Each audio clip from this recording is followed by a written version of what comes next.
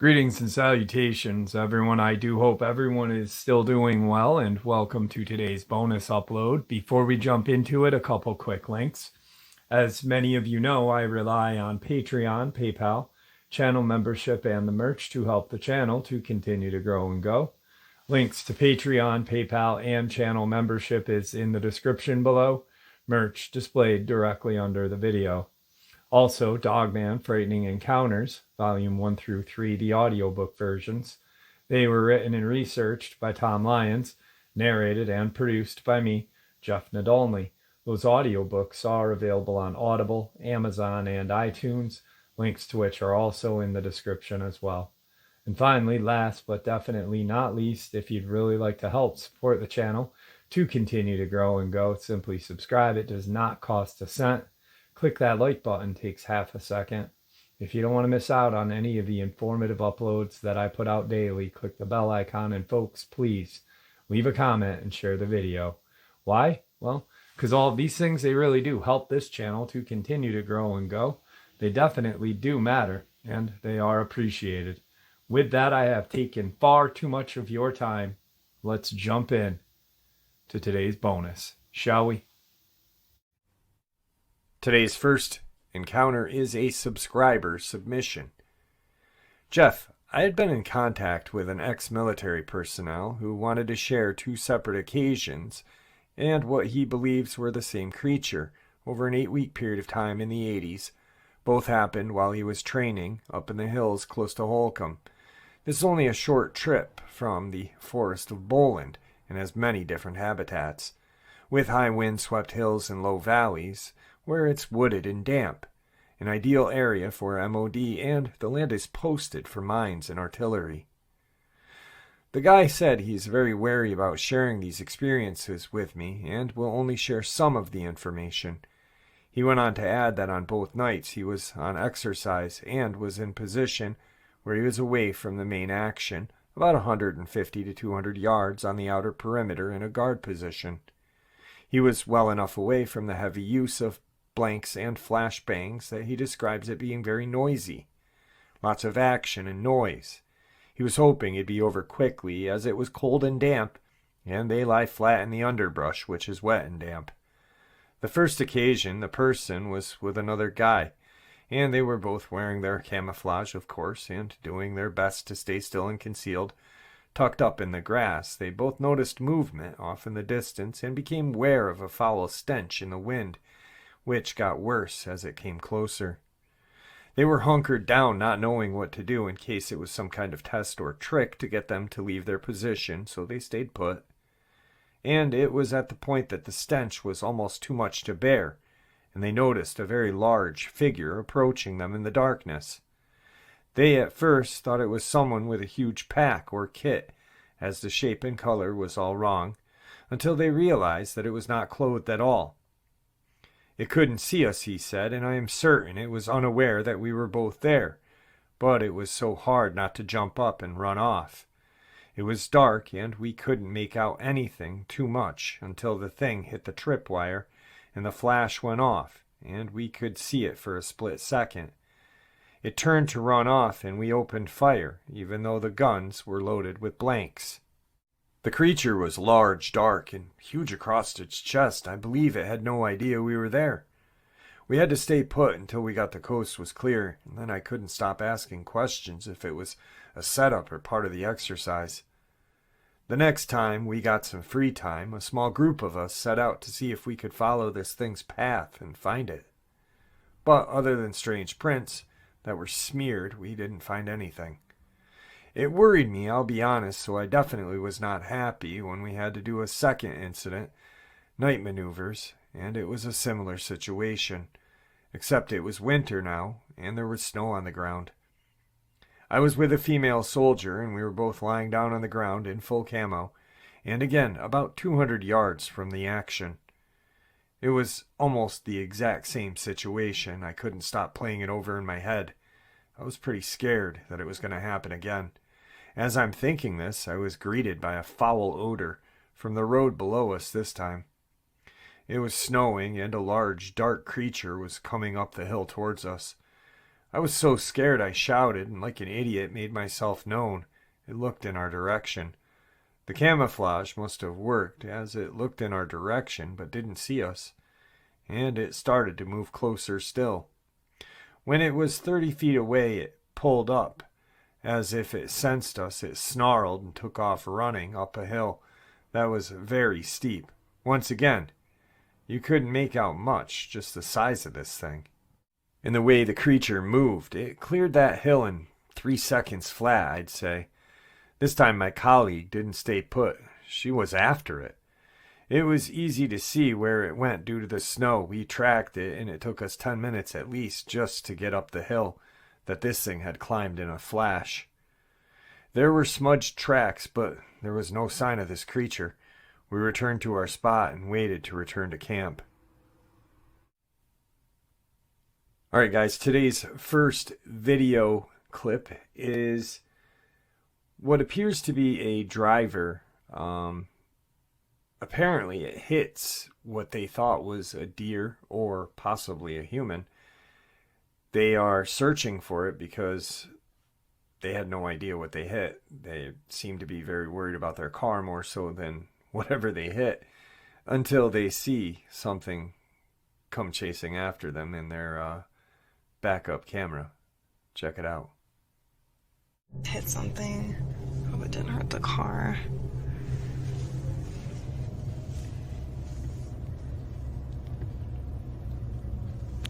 Somewhere. Is that it right there? It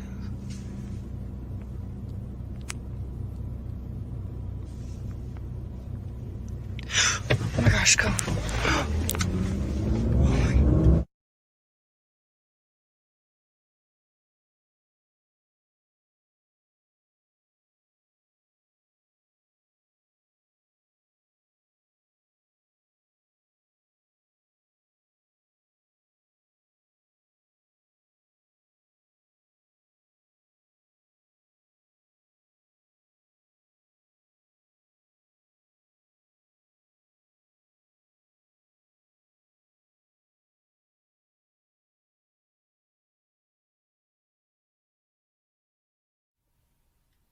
Like I've stated before, I don't know if this video clip is 100% legit, but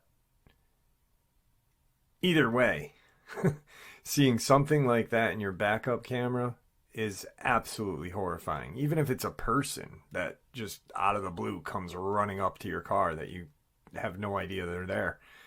Definitely a freaky clip. The creature or whatever it is huge though. So I'm really not sure on this, and I hope you guys can formulate your own opinions onto today's second encounter.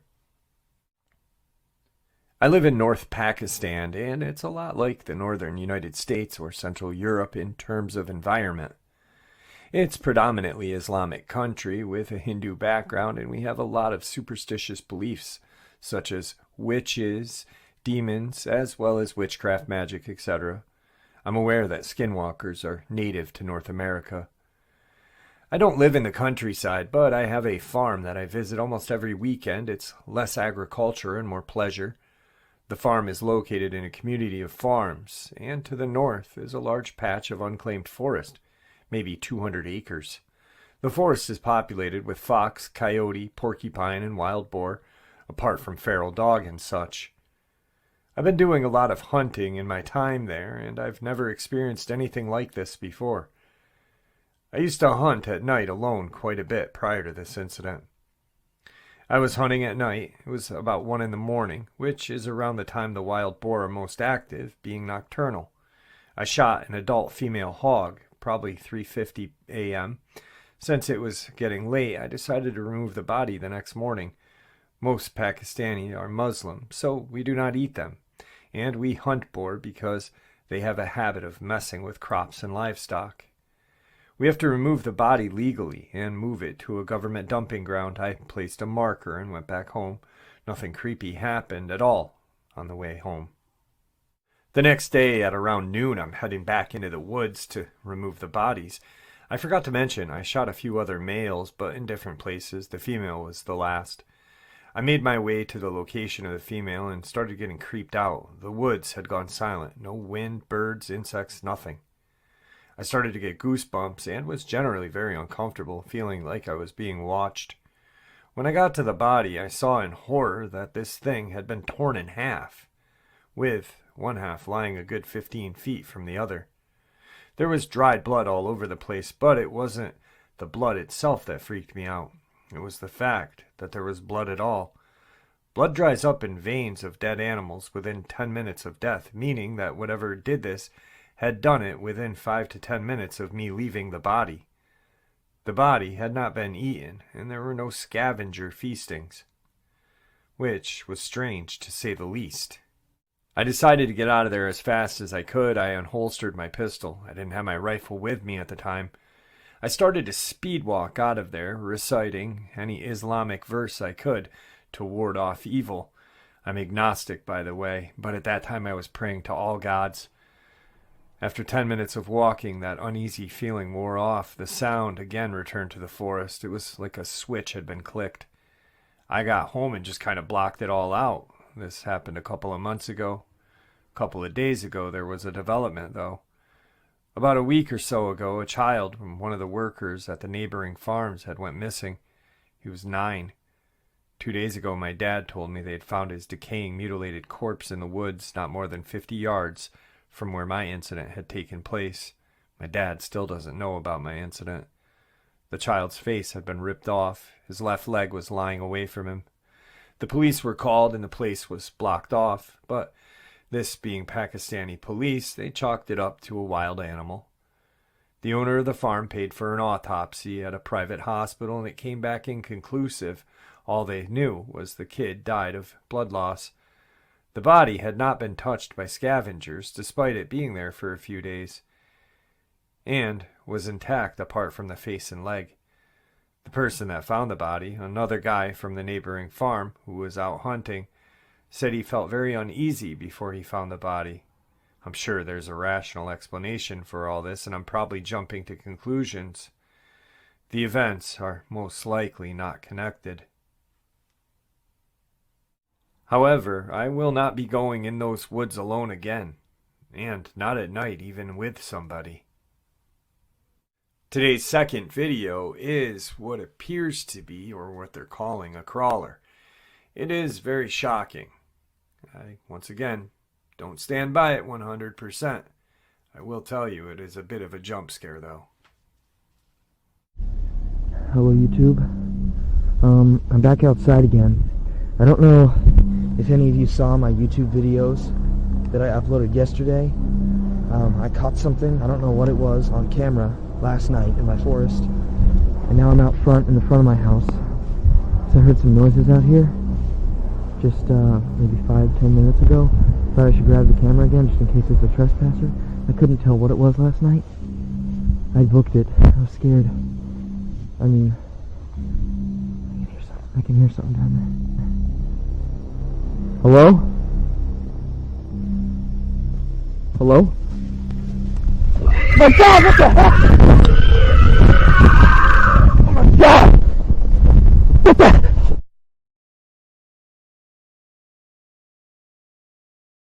Today's third experience. Hey Jeff, what's going on? My name's Josh, and this is my experience. I was born in Alabama, and for the past 30 years I've lived in a number of rural communities outside of Birmingham. I spent most of my childhood roaming and exploring those woods and mountains. Although I've never flat out seen a cryptid, I've had things happen that I look back on now that makes me wonder, and I say now because of an incident that happened to me right at the end of this winter. I had bought a new .22 Browning pistol, and I was going out just about every night deep into the woods to shoot beer bottles that littered the trails. There are two main trails. One was an access road that ran alongside the interstate for putting up, taking down, or just maintaining billboards, and the other was a really long trail that led to a clear foundation and a parking lot. That, in of itself, is odd to me because of how remote it was, given all the spent shells In the area, I assumed that it used to be some sort of hunting lodge or a club that was torn down. On the night leading up to what happened, I had killed 2 hare and a deer for sport. Shame on me, I know. I had seen countless more. The remains would always be gone the following night, which I attributed to coyote and other wild animal, even though I found it a bit strange for an entire deer carcass to disappear without a trace overnight. Well, one evening, I got the feeling like I was being watched. I looked in the direction from which I thought I was being watched, and all I saw was what looked like 2 orange security lights side by side, way off in the distance. So I kept walking. After only a few steps, I could hear leaves crunching 30 to 40 yards off the trail in the woods and up the hillside pacing me in the same area where I felt that gaze. When I looked back in that direction, the 2 streetlights I had seen were now clearly red glowing eyes, just staring at me. I could now see a branch directly above the eyes, which gave me something to tell how close or far away it was, and that it looked to be about 3.5 to 4 feet tall. I assumed it was just a deer, but couldn't figure out how the eyes were reflecting with no light source. When I pointed my flashlight away, or why I could see both eyes simultaneously when you typically see one or the other, at times, since deer eyes are on each side of their heads. I started up the trail after this animal, being sure to keep an eye on it. When I turned to look a few steps, it was gone. No galloping or leaves crunching or fading away. Just a few brisk steps and then nothing. When I walked up the hill to where whatever had been standing, I saw that branch that looked to be 3 or 4 feet off the ground from where I was standing. No, it was closer to 9 or 10 feet off the ground. After analyzing the surrounding area and the event at length, I left scratching my head because whatever I had seen was either an optical illusion, which I couldn't account for, or some creature I only caught a glimpse of, standing no less than 8 feet tall with glowing red eyes. I was always the type to poo-poo on any kind of cryptid stories at that point, but when it happens to you personally, it's a whole different story. There was no odor associated with it, which I know often accompanies these kind of sightings. I find that strange. Today's third video clip is a hiker out in the woods with his camera, and he catches a very, very strange sighting. Give it a look-see. Okay, just gonna listen for noises.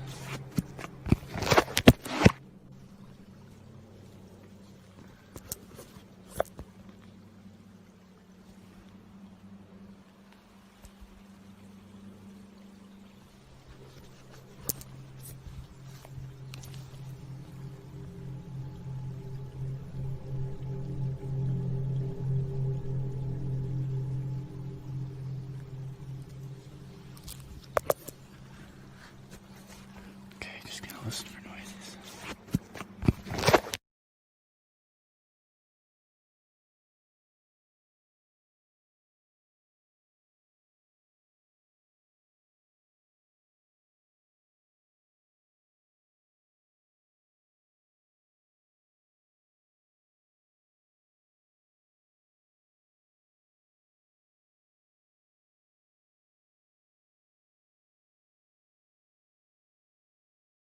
Today's fourth experience. It was the summer going into my junior year of high school, so if I'm doing the math correctly, it would have been 1994. I had signed up for girls' choir and was going on a summer trip with the entire choir, choral singers group for typical vocal works and trust-building courses you would expect on such a trip. The camping part landed us at a Boy Scout camp, Camp Odakuta, located in Birmingham area of Wisconsin. It was a very odd weekend all around, to be perfectly honest. It started out simple enough. Choir practice all day. It was raining anyhow, so no one really minded. On a 30-minute break, I went out to stretch my legs along with my then fiancée. Despite the fact it was raining, I opted to go and dance on a gently sloping grassy hill behind the mess hall. It was a warm rain after all. I had unsuccessfully tried to drag my other half out at the time. It wasn't until later, when we were finished up with our practice for the evening, that all the magic began. As we are leaving the mess hall to get ready for supper, we emerge into a beautiful gold fog. Yeah, I do mean gold. It was enveloping everything. It was gorgeous. It wrapped around you like a warm blanket, despite my being chilled and having drenched myself earlier. Supper went without a hitch. It wasn't until the exceedingly high bonfire had to have been a solid 6.5 to 7 feet tall that the sighting happened. I was sitting on a log bench, with my back pointed somewhat between the circle of trees surrounding us and the hill leading up to the mess hall. My fiancée seated right beside me, to my right. We had been sitting there for a bit, and there was an usual horseplay and shenanigans going on from the other choir members around the fire, stories, laughing, chatter. I could feel someone, or so I thought someone, behind me. I assumed another choir member wanting to play a practical joke, trying to scare or startle me. So, wanting to catch them off their guard, I spun around quite quickly to catch them. There was no one there. Not even close enough to have jumped back out of the way, just darkness. Or was there? You guessed it. That's when I caught my first glimpse, hiding in the tree line.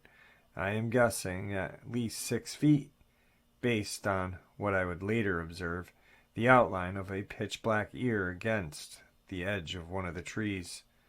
It was the outline of a wolf, but far too tall for the height that a normal wolf would have been. The fur, when I say it was black, I mean it was so black that no light escaped it.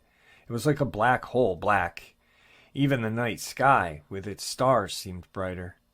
There wasn't even a shine to its fur. I also remember thinking that it had an odd amount of thickness to its coat, as it could have been a winter coat despite the fact that we were in summer. I couldn't see the whole body, but the ears were much more of the equilateral shape, versus the stories I hear of now that are talking about the isosceles triangles with tufts atop. Well, now, at this point, I thought my eyes are playing tricks on me. It's dark. I can't possibly see what I think I'm seeing, right? Periodically throughout the night, I would turn around, now trying to be sly about it. And just so I knew I wasn't imagining things, I was given proof. You know that look of light catching the eye of an animal at night? That reddish, orange, yellow, and greenish marble look the eyes get? Yeah. That's exactly what I saw, 2 of them in the light of the bonfire. I think it was what I see in Dogman groups referred to as eye shine. And not just once, but several times. The more I turned back to look, the more it seemed to shrink into the shadows. But if I didn't turn as often, if I gave it a chance to get comfortable, it would be out a bit more. As you can imagine, I had a near-death grip on my fiancé's arm by now. I drew his attention to it. He said he saw it as well, but I think he may have been trying to just calm my nerves at the time. Now I had to figure out how the hell I was going to go back to the girls' cabin, because I knew damn well the chaperones were not going to let my fiancé escort me. And what's more, I didn't want him going to the boys' cabin on his own. I finally found another girl to head back with. We raced off to the girls' cabin together, holding hands, so one would not get left behind by accident if they tripped. She hadn't seen what I had seen, but she had a creepy feeling about something, and neither of us were taking the chances. We made it back to the cabin without incident, but after slamming the door behind us, we both realized how bad we had to pee. So now we are faced with a choice: wet ourselves, never going to live that down, and there's no way we could hold it until morning, or suck it up and head over to the outhouse. Well, option 2 is elected. Problem when we reached the outhouse was that there was only one toilet. Neither of us wanted to wait outside alone in the dark. We made a pact that one would use the facilities while the other held the door shut from the inside, while keeping our eyes shut. After which was another race back to the cabin. Exhausted from all the running and the stress of the experience, it didn't take long for me to fall asleep. The next morning, I opted to get dressed and found new courage in the light of the sun. I probably had a death wish back then, but hell, didn't we all as teens? I went strolling down to the bowl where the fire pit was. As I approached, I could smell some god-awful smelling scat. Later, I had someone try to tell me that the smell was a backed-up grease trap, and the visual scat I saw was musty mushrooms. Well, I say BS. I know what musty mushrooms look like, and I know what scat looks like, and I am quite all familiar with a foul diarrhea from canine smells. And let me tell you that was some major intestinal upset. I still remember the sickening grayish-brown green color, and on occasion the smell enters my nose through my memory. The scat wasn't the only physical evidence either. By the pines it had been seen by, in the tree line, the wood chips were packed down like something heavy had been there for quite some time. Curious thing, though, there were bushes/shrubs directly behind them. So how on earth did I see this thing move closer and further from me at night without making any noise? And as I thought about it, what kept from chasing me and the entire choir mate when we ran back to the cabin, a live animal would have given chase. Is it a creature from the other side? Okay, so pondering that, I decided to stroll down to the narrow pathway pointing to the boys' cabin and see my bow. Forget about the fact that it was dense tree line on either side. Yeah, like I said, I think I had a death wish, dumb teen that I was, or perhaps I just thought I was invincible, like every other teen out there. Anyhow, as I approached the cabin, there was little sign of life. Of course, they were all still sleeping. After waiting for around 5 minutes or so, and realizing no one was coming out to me to even inquire if my guy was up, I decided to head up the path that had bordered on my left side by a small hill that stretched nearly the entire way up the path. Shortly after passing from sight of the boys' cabin, I saw a red orb. It was about the size of a volleyball, dense red, and in the center fading toward the outside edge. Floating out into the gravel path ahead of me, about a head height, it had come from the left. Now, mind you, it was not perfectly still. It kind of did hover motion in its spot as it moved. My dumbass decided to follow it. A minute or two up the path, it stopped, and even though it was an orb, you could tell it turned around to stare at me as if to say, "WTF do you want, and why are you following me?" Despite there being no exchange of words, it turned around and continued on until the gravel stretch we were on T-boned into another gravel stretch, giving away to a dead end into the tree line. The orb proceeded into the tree line and dissipated right in front of my eyes. It wasn't the only time I had been at camp, but it was the only time I had ever experienced anything like what I saw. And my significant other at the time had been up there many times in his life with Boy Scouts and never experienced anything like that. No, although the camp does circulate a story amongst its attendees about a buck-horned monster and another rabid raccoon that had been killed not far from where we saw the orb in a storage shed that was actually bars in the hillside. It looked more like a medieval cell than a storage shed. At this point, I had never heard of a Dogman, so my mind thought werewolf. I've been very interested in real wolves and connected with dogs, canines, since I was in the womb.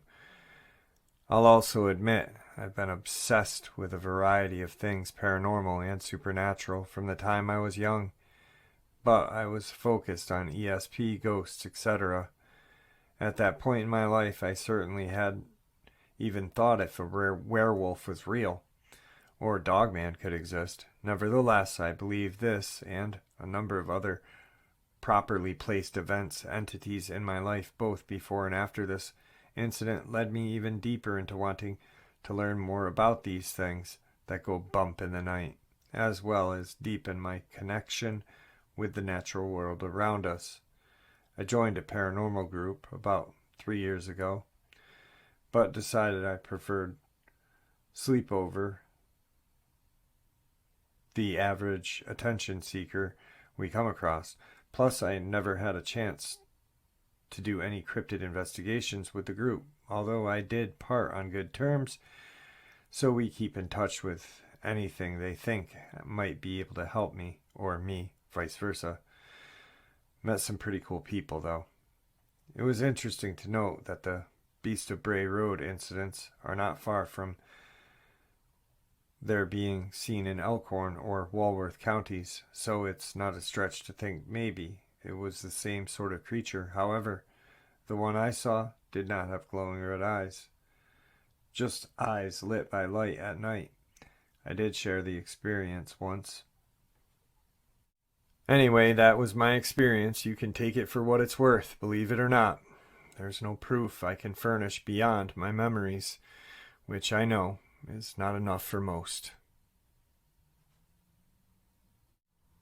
Today's fourth video clip is what appears to be a Bigfoot on a hill, and it looks like it does not like this person videotaping it or whatever, video recording it, and throws a rock at this guy.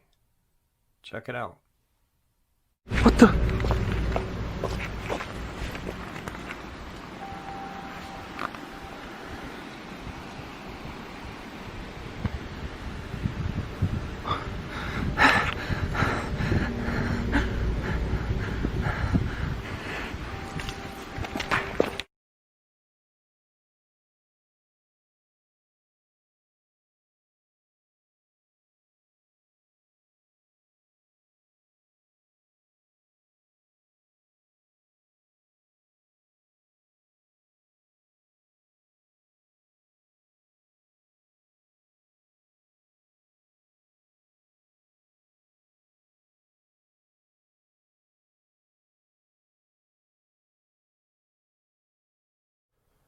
And tonight's final encounter.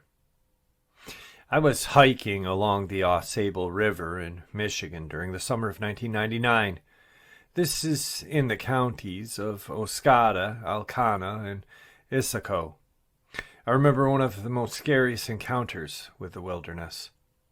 While walking east down along the river, around an hour prior to dusk, I heard what my ears to be a wolf howl. I had seen wolf prints and seen wolves in my home in Long Lake, Michigan, but never had I heard a howl so deep and almost human-like in my life. I got spooked and set up camp and made a fire larger than most due to my fear. At dusk, I heard that howling getting closer. Directly across the river, I had heard stories of wolfmen from native powwows and in my family folklore covering the whole United States. But never had I personally seen what I saw that night or the next day.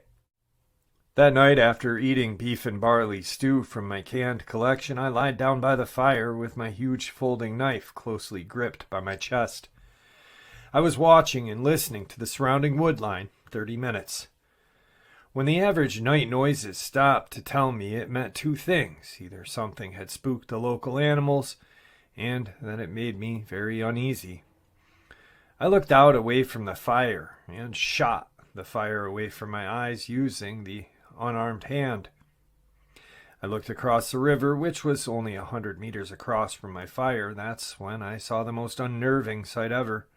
On the sand was a creature standing, maybe larger than the average sow black bear, with black fur, large long skull, and yellow reflective eyes like a wolf. I closed my eyes and hoped I was imagining things, and then it gave out a howl again. I opened my eyes and it ran back up the bank and disappeared into the night. As it ran, it didn't run on all fours like a bear or a wolf. Unlike the local Bigfoot, it wasn't upright like a human or primate. I was so scared that I had slept the rest of the night in a tree 20 feet off the ground. It took me 3 hours and praying to ease my fear so I could sleep. And there you have it, folks. I do hope you all enjoyed today's bonus as much as I enjoyed sharing it with you. I'd like to thank you all for supporting the channel. It is, after all, your support that helps this channel to continue to grow and go. and honestly what gives us all a place and a chance to share our experiences and theories judgment-free. Everyone is simply treated with the respect that we deserve. Please, everyone, stay safe, happy, healthy, and ever vigilant, keeping an eye on our children, pets, family, and our friends. These creatures are real. These events have happened. Share this information with those you love and care about, and it may just help save their lives someday. Until next time, never stop asking questions, never stop searching for the truth, and God bless you all.